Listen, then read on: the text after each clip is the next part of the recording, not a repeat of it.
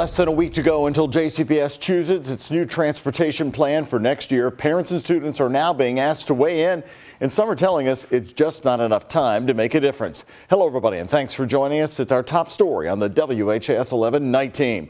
Right now, JCPS is considering 4 options. The first, choosing only to transport students attending their reside schools. The second, creating hubs for bus pickup and drop-off. The third, keeping things just as they are. And a new 4th option, heard for the first time this week, is providing bus service only to schools who meet a threshold of economically disadvantaged students. Again, all options are on the table, but as the WHAS11 night team's Connor Steffen discovered, some parents still have serious questions. As the clock ticks toward Tuesday, there's not really a good option. A nearly impossible decision looms for Jefferson County Board of Education members. They don't have any bus drivers. You know, what do you do? With the future of transportation for nearly 13,000 students up in the air. My gut is telling me that the school board is gonna go with option 1. JCPS parents like Tanisha Booker worry. You know, if there's no students, there's no funding, then the programs are gone. Option 1 would cut all transportation for all magnet and traditional school students. It's the central idea in this new JCPS survey sent out to parents and students Thursday. It doesn't really ask a whole lot of questions. Just 6 days before a decision will be made. This survey should have come out a long time ago. I mean, by now, the board already has their mind made up. So this survey should have came out months and months and months ago. JCPS says if things stay the same, the numbers just won't work for next year. That's why out of the 4 options, they're recommending option 1 to parents, though parents at Central High School take issue with that. It's not the best option. So these kids that are in these magnet schools, they've made bonds. Could make me lose a lot of my friends at school, and I may not have any friends, and that's really very sad because I'm already a shy person. Tanisha's daughter Kaylin is a sophomore at Central. Just for us to not be able to go there anymore, I feel like it was a waste of our time. We've grown bonds, we've grown like families at Central. In its survey, JCPS calls option 1 the quote most equitable option with the least negative impact on students of color. Adding, students of color are right now disproportionately impacted by the current driver shortage. Yeah, the option 1, it mainly affects Black and brown and poor students and families. So they're the ones that this is going to hit. JCPS families brace for impact ahead of a Tuesday board vote that could trigger change for thousands next school year. In Louisville, Connor Steffen, the WHAS11 night team, on your side. And it was on Wednesday of this week, the Louisville NAACP and Louisville Urban League announced their opposition for option number 1 that we just told you about, saying if JCPS goes through with it, they may withdraw their support of the district's choice zone plan.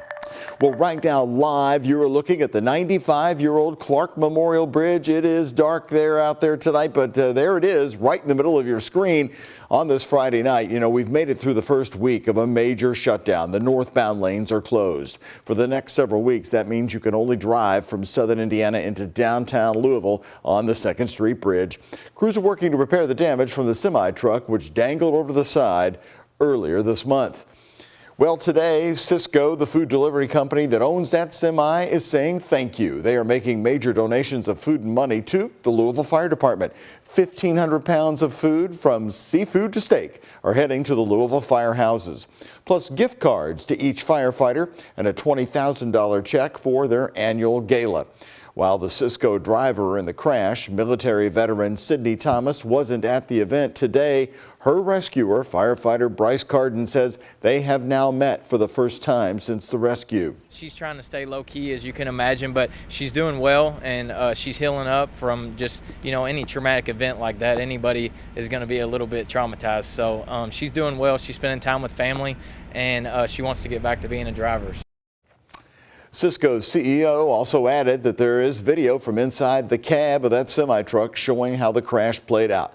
The company tells WHAS11 News that Louisville Metro Police currently have the video for their review. All new on the night team, riding the Greyhound bus. Louisville has been a long-time stop. But since the bus company sold their downtown bus station, Greyhound's been using a temporary drop-off and pickoff site on West Broadway.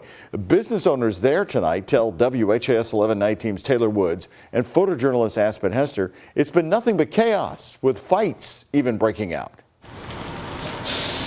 This This temporary Greyhound bus stop at 12th and West Broadway has been home to the bus service for nearly a year. It sucks, and in my opinion, put it back to where it was. Terry Cater has been traveling back and forth to Louisville over the last 40 years. He and other bus riders are not too pleased with the location on Broadway. Again, it's chaotic.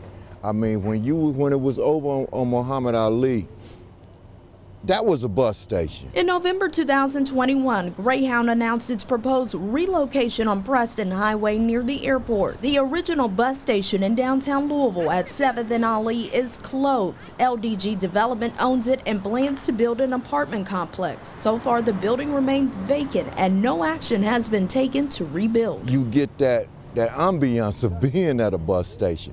Up here, it's just not the place for it. Bus riders can be found lingering around in this parking lot as they wait for their buses. See 30, 40 people out here. It causes a lot of problems within the business. Marcus Washington is the assistant manager at City Gear. He says when the waiting room gets too full, some bus riders come next door and make customers feel uncomfortable. Or like a customer getting into it with somebody from the Greyhound because of something they've done, and now they're out here trying to fight.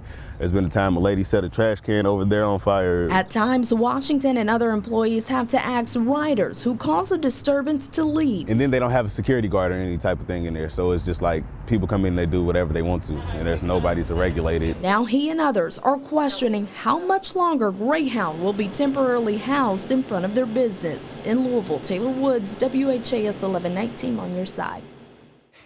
Well, he asks and raises a very good question, so we contacted Greyhound earlier today about all this to see how long the temporary bus station will be there on Broadway and when they will be moving to their proposed new location on Preston Highway down by the airport.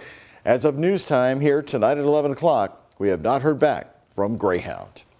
We've got some rain across the way in Kentuckiana, putting down a little rain on our roadways, and Colleen Peterson is joining us here on the night team. So Colleen, little cool temperatures tonight. In the morning, is it going to be really chilly? I think Sunday morning is going to be the cold one. We still have that front that's making its way, and it's always 24 hours behind it where we start to feel the cooler temperatures. But we're actually missing out on the bulk of the rain right now. It's off far to the south across the state of Tennessee, almost encompassing the whole state. That's going to continue to move off to the east, and we're getting a little bit of it right now. Some light showers here across town, mainly south of Louisville. If you're in Indiana, not seeing any rain currently on that radar. So zooming on in closer to Jefferson County, a few sprinkles from Fern Creek over to Shelby County, over to Newcastle.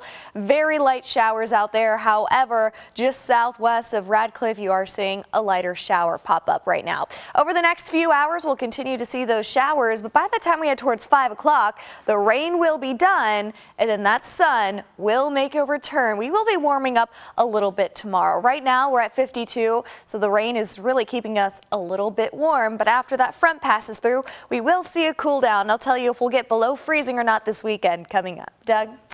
All right, updating some of the top national stories and other news today. The body of the missing Missouri University student Riley Strain was found in the Cumberland River. Now, that's the river that runs right past downtown Nashville, Tennessee. Strain was reported missing in Nashville 2 weeks ago after a night of drinking downtown. Metro Nashville police officials confirming the news earlier today that Strain's body was recovered 8 miles west of downtown Nashville. A massive search had been underway across the city looking for the college student. Investigators using small clues captured on video showing his final moments right here walking along. His family thanked everybody for their support in a news conference today. I just want to reiterate how thankful we are for everyone and how much we appreciate everyone's support and love and prayers, because we feel them. We have felt every one of them, every single one. I just ask that you mamas out there hug your babies tight tonight, please. An autopsy will be conducted to determine a cause of death, but foul play, police say again, is not suspected in this case. It was a stunning video update today shown around the world. The Princess of Wales, Kate Middleton, revealing she has cancer and is now undergoing chemotherapy. It comes after weeks of major speculation spreading on social media and elsewhere about her whereabouts and her health. This video was the first official appearance by the princess, who has not been seen publicly in months. Now, she underwent abdominal surgery in January, which is what she says actually identified this cancer. And at the time, it was thought that my condition was non-cancerous. The surgery was successful. However, tests after the operation found cancer had been present. My medical team therefore advised that I should undergo a course of preventative chemotherapy, and I'm now in the early stages of that treatment.